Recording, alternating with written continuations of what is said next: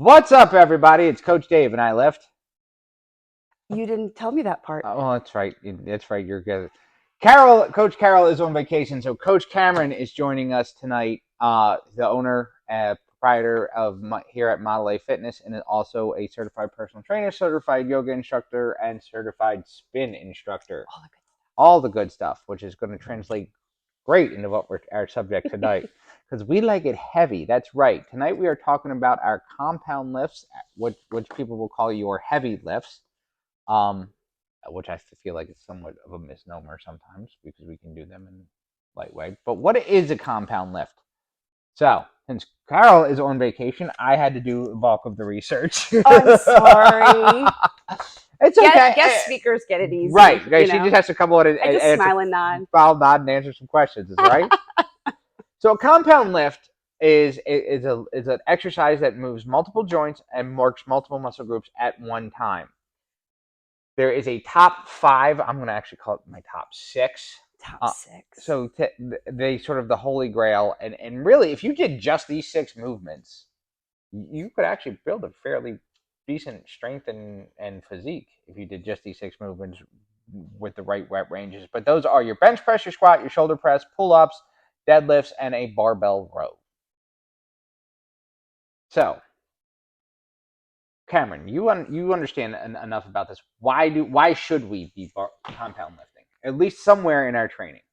Well, again, we are always focusing on, like, and we're going to go through this at the end, but your mobility. What does your body do? We get up, we get down. How do you get up? You have to stand up. You have to push away from things. You're pushing things away from you constantly. You're lifting things up on top of the shelf. You're pulling things towards you.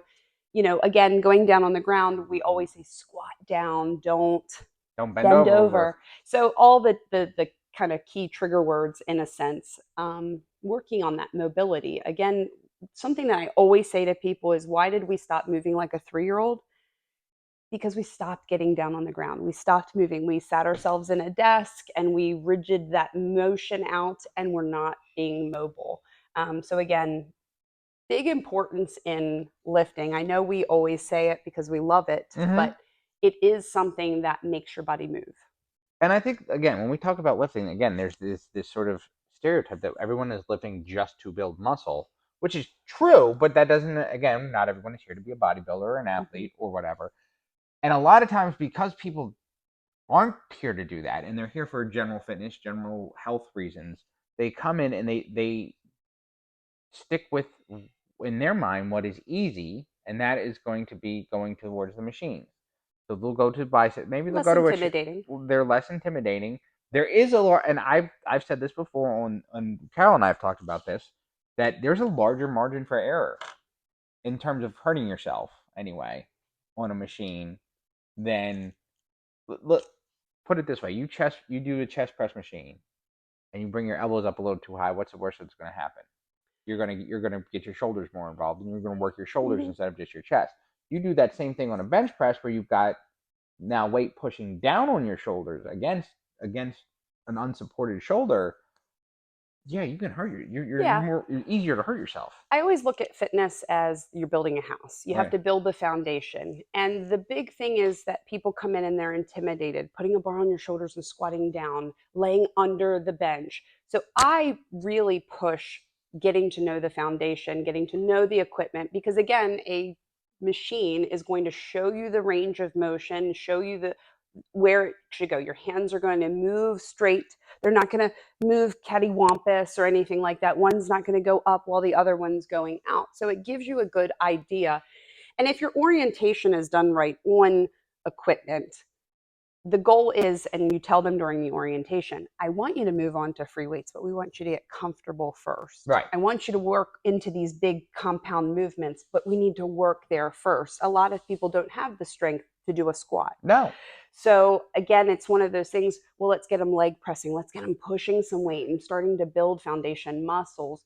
So although they're ultra wonderful, I do like machines for that building of the foundation and that kind of easy steps where it isn't as intimidating. Absolutely. Mhm. I've started, I've trained a lot of older clients before, and you're right. I'm not going to put them under a bar Right. or a bar under them. Hmm. Um, right off the bat, you're going to go into a row machine, you're going to go into a Right. leg press. But then the key is that you go from that right to and I something think else, that's and the they problem. get stuck there. Right, They get stuck there. Too many people I've Yep. seen get stuck there, and I'm not talking about again. We talked about this. One of the GMs at one of the other gyms that I work at, she calls them Breakfast Club, and they're the older folks that are getting there just to get out of the house. They're really not. They really don't even have any sort of tangible fitness goals. Their goal is to get out, be around. Well, their tangible fitness goal is not to turn into the Tin Man. Well, there's that, yes, but I'm saying they're not Mhm. looking to change their physique. They're not looking to get any stronger or any leaner. They're just there to get out, and that they sort of hang out. So yeah, that's one thing. But I've seen people who are actively trying to make a change where they come in and they get on the machines and they get comfortable. They build, like you said, you build that foundation, but then they don't add on to it. And well, you know what that is? Lack of knowledge. It's lack of knowledge. What's lack of knowledge? Need of trainer. Absolutely. Well, so that's where I come in. Need of trainer. You know, pick people that are experienced, educated, and that can put things together for you and take you to the next step. You know. That's another thing that I'm glad you brought that up, because I've seen people who do know how to perform the movements right, but they don't know where to do them. Yeah, they don't know what to put things with, where to move from there. Right. You know, you see them doing that same rep range. You see them doing the same tempo. Tempos can change. Rep ranges can change. Weights have a can range change. of range of motion. And one of the things when I sort of learned it and discovered it, like especially in my compound lifts, my squat, my bench press, was like sort of like pausing halfway through it. That's like a game changer. Like you bring a bar halfway down, hold it, tear to your and then finish the rep. That's killer, man.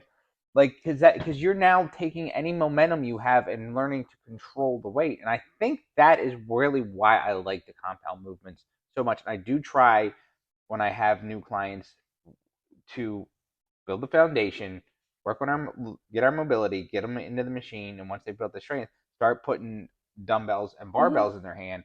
Because, like I said, you said it, and I'm going to break it down. A squat is standing up, getting in and out of your car, getting on and off the toilet. Right? Like that's like, to me, the ultimate sign of the end is near. Well, when I can't do that down anymore. On the toilet, not plopping down on the toilet, you know. Things like that. Deadlift days, picking something up. If you've ever had to pick up a laundry basket, a box, I want to be able to pick my Amazon packages up off the porch. But not even that. Pull up your pants. That sense is a deadlift motion. So a bench press, pushing something away from you, closing a door. Yeah. Okay. A row, you pulling something. You pull a rope. You pull the door open. Anytime you're moving your elbow behind your back, a pull up is lifting yourself up.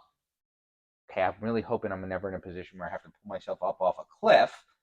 But hey, we hike. We hike. We hike. You never know. Some of us more than others. Trim, kind of fall down that hill. Yeah, no, I'm and grab for the edge. We do a move in yoga that's actually called the cliffhanger, and we have a bolster, and I have them hang their fingers as if they're hanging off of a cliff, and then you settle your hips back into child's pose to pull length in the arms. So I'm on a cliff a lot. Okay. And then shoulder press, picking something up and putting it on the shelf. Like, so again, if you laundry detergent again, reaching the bread off the top of the fridge, what cups out of the cupboard, whatever it is, again, and think about those examples. Those are the things that as we get older, and Cameron and I are close enough to the same age where we're not there yet, but we look and we have parents that are in that age where we see. I've talked about this on this show before about my dad and his decline in health as he's gotten older. That's what I don't want to be when I'm and when I say, I can't believe I'm actually going to say these words, when I'm only 75. I'm living to 120, so I don't know about you. I'll go do the Ricky Bobby. Advances in modern medicine, my high level of income.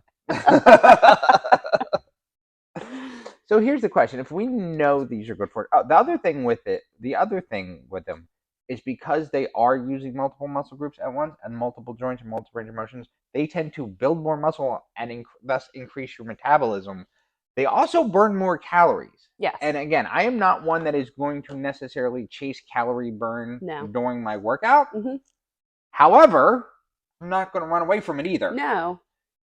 And if I can incorporate a bench press, a squat, from all of the lifts, a squat is one of the most calorie burning lifts that there is. It uses the most muscle. Right. Deadlifts burn a shit ton. Bench press burns a shit tons. Pull ups are incredibly challenging. Rows and shoulder presses don't burn as many calories, but again, the advantage of it is, and when we talk about it, what burns the most calories? Muscle on your frame, right? So we want that, and again, going back to what we said before, these are the next step in the foundation. Yes. I mean, here's what you always have to know. You have to know your limits of what you're qualified or capable of doing and what you need a coach or a personal trainer or a guide to help you with. A lot of times people come into the gym and they're just not willing financially or willing mentally to work with a personal trainer. That's when I'm going to stick someone to the basics. It's going to be the circuit. It's going to be machines that I know are safe in that you can't drop weight on yourself, you can't hurt yourself in any way. But the goal is, and we'll constantly talk to you as I come out on the floor and be like, it's time to hit a dumbbell. Right. It's time to hit a, is to try to encourage them that it's not scary out here. Because again, I think the big misconception is that the gym is scary, number one. Moving big weight is hard. It's hard, but again, we have to think of that mental capacity, like, oh, I did something. I did something new. It gets exciting that those endorphins start going. You start seeing other people around the gym. Oh, I'm one of them, and you're starting to move along. So then you start increasing your enjoyment. A lot of people will say to me, well, I just don't like working out. You have to learn to love it sometimes. And when you start seeing your body go through those changes, you're going to see those changes come more with these compound movements. So if, again, we've said they build the most muscle, they burn the most calories. Okay, we're going to get away from the isolation movements like curls. We're going to get away, leg extensions are a big one. Glute bridges, things like that. Why aren't, if we know that, and again, there's enough research out there or enough information out there that and good information that if this is the case, why aren't people doing them? So I have a couple of reasons. I'm going to let you respond to some of these. Okay. First one, I'm going to get bulky. So the biggest thing that you have to understand is how hard it is to grow muscle. To actually grow physical, changing sized muscle, not just density of muscle and you feel stronger, but actually changing that physical shape that it gets larger. It takes work. If anyone has known me for 22 years, you've seen me go through seasons of change. Some of those seasons where I was a spin and Zumba instructor, queen of the ride, and I loved to dance, but I did not weight lift. My physique looked different. My arms were straight. I didn't have curvature in them. My booty didn't stick out the way it does. It was a little bit flatter. My hips were wider. And I was okay because I was still skinny. But then there was a point in my life that I wanted to change that. And in order to do that, I had to do compound lifts. I had to do bigger things in order to get that muscle to grow the way I wanted it to. Then it's how many days a week you're working out. If you're only hitting the gym twice a week, more than likely, it's very, very, very hard. Very hard. To grow that muscle. It just doesn't have enough challenge to it. You're not breaking the fibers down. And most likely, if you're only coming to the gym twice a week, your diet doesn't support that. So you also have to put in the diet because we want more, we have to eat more, we have to up our protein intake, we're doing more for that. So there's so much that's involved to getting bulky, right? That in all honesty, it's just not going to happen. I think to get bulky, and I don't care whether you're a lot of, I hear this from women a lot, but even men, to get bulky, like that has to be the goal. Yeah, and unless you are training for that goal, yes, it is hard. And the other part of it is, not only are you going to do the compound movements, then you're going to do the isolation movements on top of that. And most people, unless you really have the goal of wanting to get bulky, and I'm not just talking, guys, I'm not just talking about having a nice physique. I'm talking about really getting big and bulky. Yeah, women especially have this. I'm just going to I'm going to be ripped. We only wish. Yeah. I mean, If it were that, if believe it me, were it's that that easy. easy. Right? I don't know. Yeah. Here, the next one is the one, and we've kind of hit this on the head, but I really want to talk about this one, and that is, I don't know how. I'm afraid of getting injured. Like you said, I need a trainer, a coach, uh, a friend to work out with, Someone to watch your form. somewhere. So it's even to learn the form, and even yes, could you go on the internet, find a guide. But yeah, you might know in your head and be able to say what I'm supposed to be Hmm. doing. But do you know?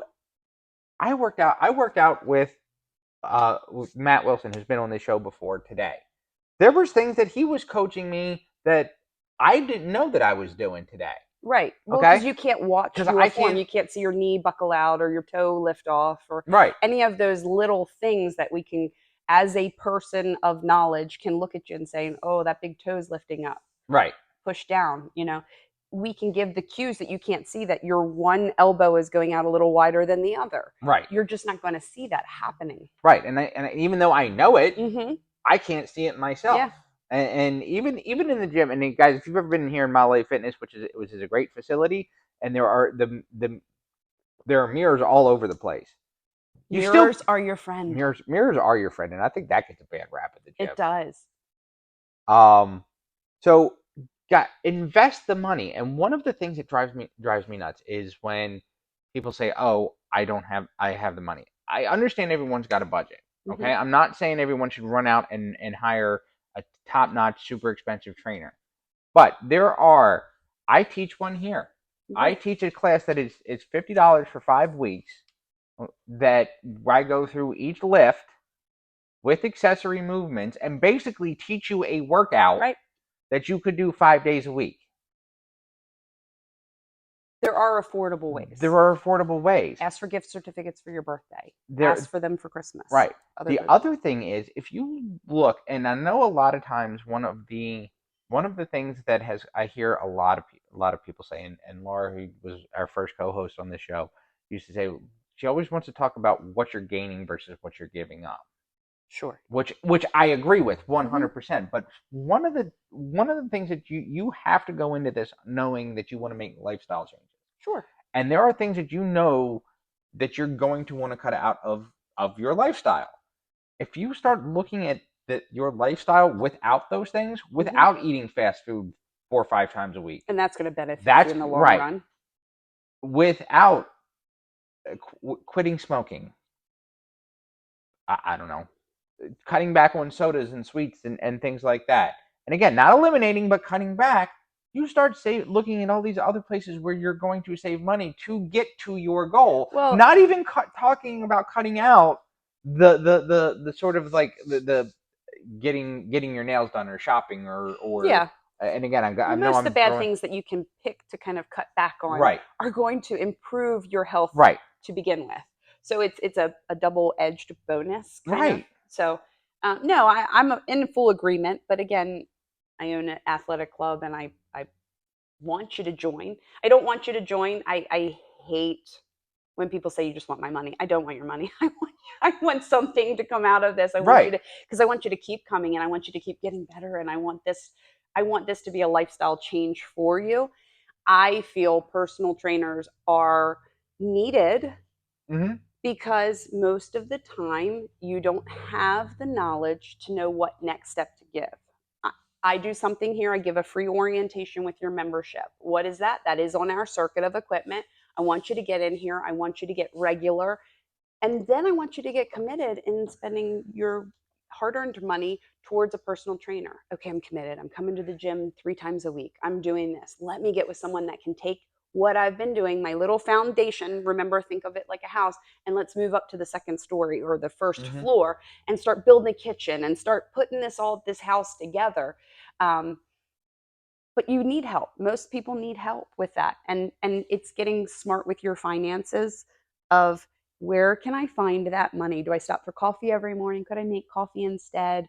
Do I smoke? Could I cut back on smoking, which will be beneficial for my health? Do I eat out a lot? Could I pack my lunches? Can I ask for gift certificates? And a lot of times we don't think of Right. asking for a gift certificate Right. for our birthday or for Christmas.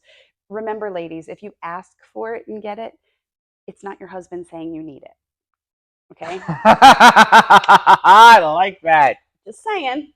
So I just like asking that. for that Oh, instead I of him like feeling that. like the bad guy for giving you Right. personal training.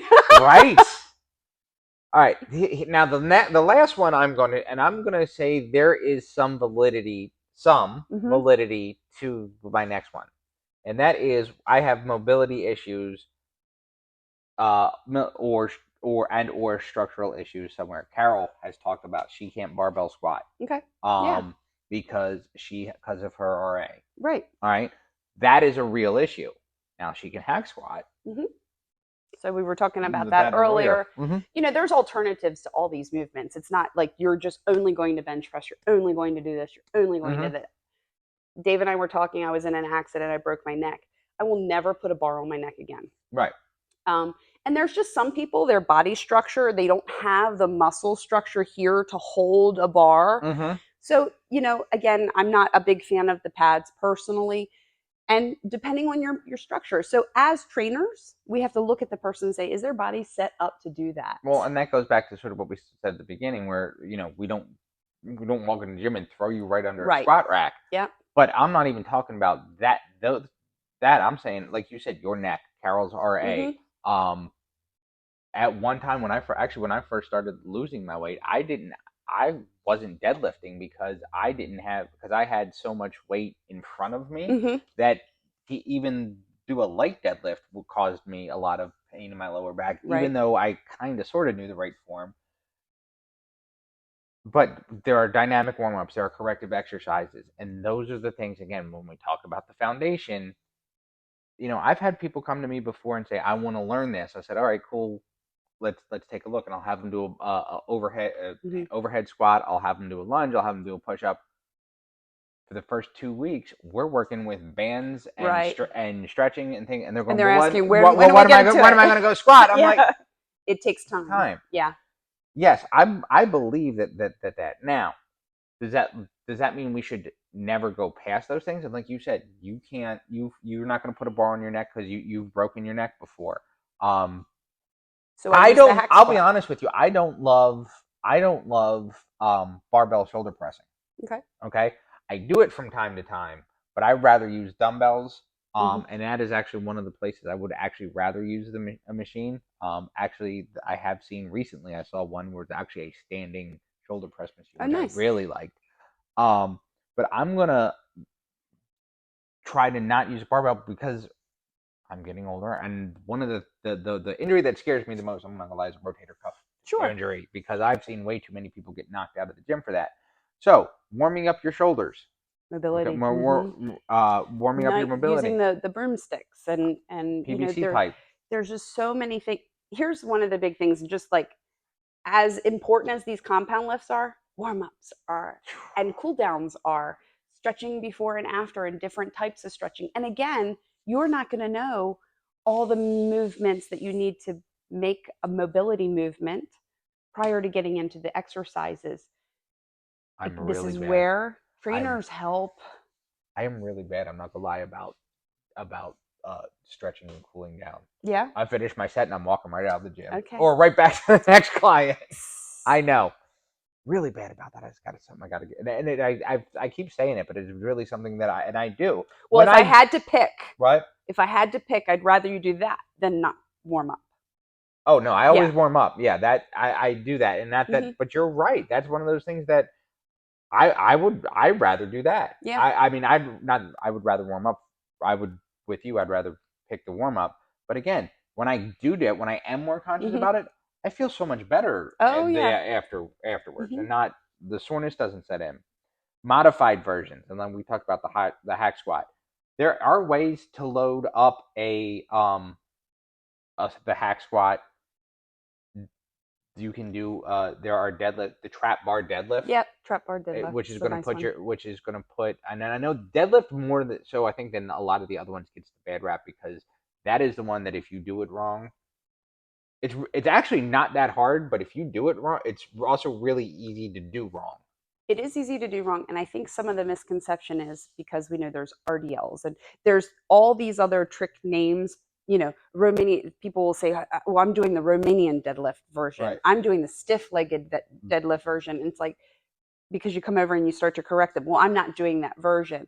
And again, that's where it gets hard because people in their head have a concept of what they think they should be doing. Right. And they're putting it into play and they don't like to be corrected in that manner. There are machines out there too.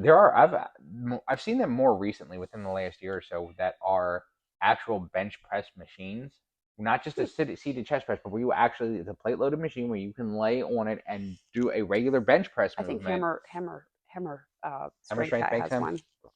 Those are it. So find what's going to work for you to get you started, even if you do have shoulder issues or knee issues and you can't squat, or a back issue and you don't want a T-bar row if you have access to one of those. T-bar rows are good.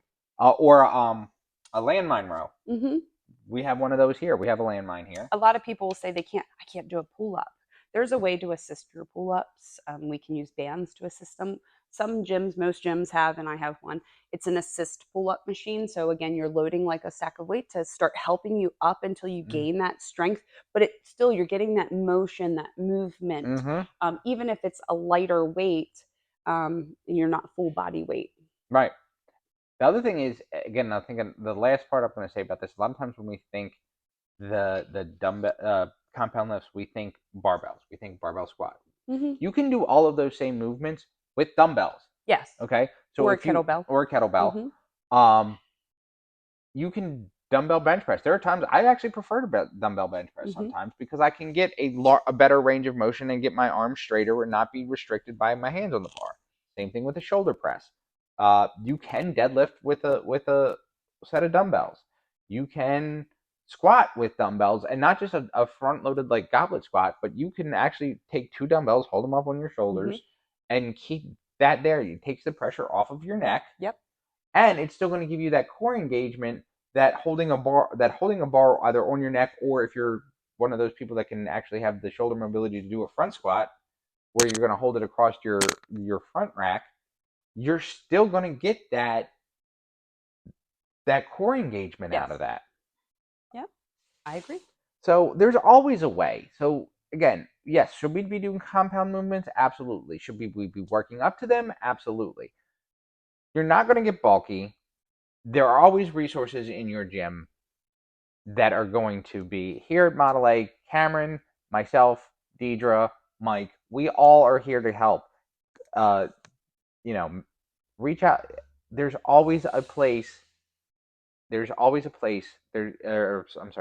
resource in your gym, because most gym owners, like Cameron, yes, she is in business. Yes, this is a business that is, but she wants people to come to the gym. There are gyms out there whose business models are to not have people come to their gym.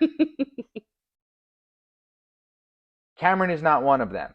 I have gotten a text message because I'm terrible about scanning my card when I walk in her gym sometimes, that if I don't scan it for 2 weeks, I get a text message going, "Why haven't you come to the gym?" There aren't many gyms out there that do that. So trust me, come to Cameron, come to someone at the front desk of your gym and say, "Hey, I need help," and they will direct you. And whether it's to me, whether it's to Cameron, whether it's to Deidre, whether it's to Matt, whether it's to whoever, we will find a way to get you the help you need, because we are not here to be athletes. We are not here to be bodybuilders. We're here to improve the quality and longevity of our life. I agree with you. All right. All right. That is all we have for this week. So thank you, Cameron, for filling in for Carol this week while she is out in Florida. You, Carol. Well, she missed you. I do miss you, but she's out in Florida right now. I think I'm supposed to say she lifts. You are. That's how we're supposed to start it, but it's okay. I didn't know if I was allowed to take Carol's line. Well, it was originally Laura's line. Oh. So it's okay. We were handing it down. We're handing it down. It is a baton, right? I missed the baton. You missed the baton. That's you heard the story. I don't run, right? Right. Okay. That seems to be like the only thing that everyone who's ever been on this show has in common, is they all hate to run. If I'm running, you should run. Yep. Everyone. Everyone who's ever come on this show before hates to run. It's funny. So join us next week when we are going to talk about some of our other favorite movements in the gym. Carol and I are going to break down 4 other exercises that we 2 each that we both like to do. Going to try and get some videos edited in there too. So join us next week. Until then, again, thank you, Cameron. Thank you not only for joining us today, but for letting us use your studio to record in week after week. And until next time, I'm Coach Dave with Coach Cameron. Woo! Woo! Oh! Nice.